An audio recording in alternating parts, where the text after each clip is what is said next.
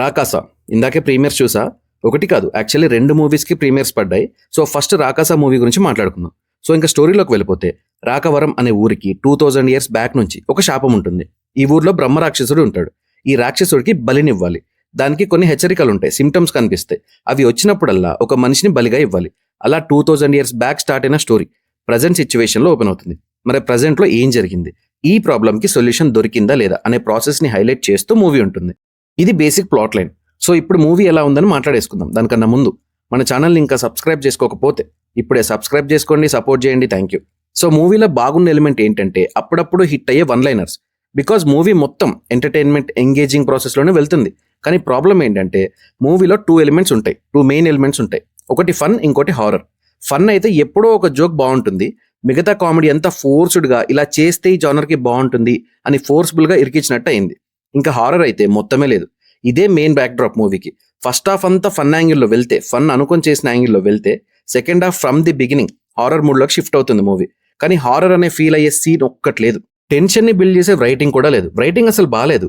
2000 years back నుంచి ఇంత పెద్ద ప్రాబ్లం ఉన్నప్పుడు అది కనీసం ఆ ఊర్లో ఉన్న క్యారెక్టర్స్కి తెలీదు అనేలా డిజైన్ చేయడం మొత్తం ఫ్లోని బ్రేక్ చేసింది. ఎవరో ఒకరు ఎప్పుడో ఒకసారి అయినా మాట్లాడుకోకుండా ఉంటారా? అది అక్కడే పెరిగిన హీరోకి తెలియకుండానే ఉంటుందా? ఇంకా క్లైమాక్స్ అయితే లిటరల్లీ డైరెక్టర్ మనల్ని మెలో డ్రామాతో ఏడిపిస్తారు. రాక్షసుడు మారిపోతాడు, అతనికి రిలేషన్స్ ఉంటాయి అని ఏందేందో చూపించారు.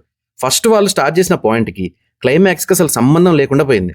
స్టార్టింగ్ ఇంట్రెస్టింగ్గానే స్టార్ట్ అయింది. తీసుకున్న పాయింట్ని ఎలా హ్యాండిల్ చేస్తారు, ఎలా ఫినిష్ చేస్తారు అనుకుంటే డైరెక్టర్ చాలా దారుణమైన ఎండింగ్ ఇచ్చారు.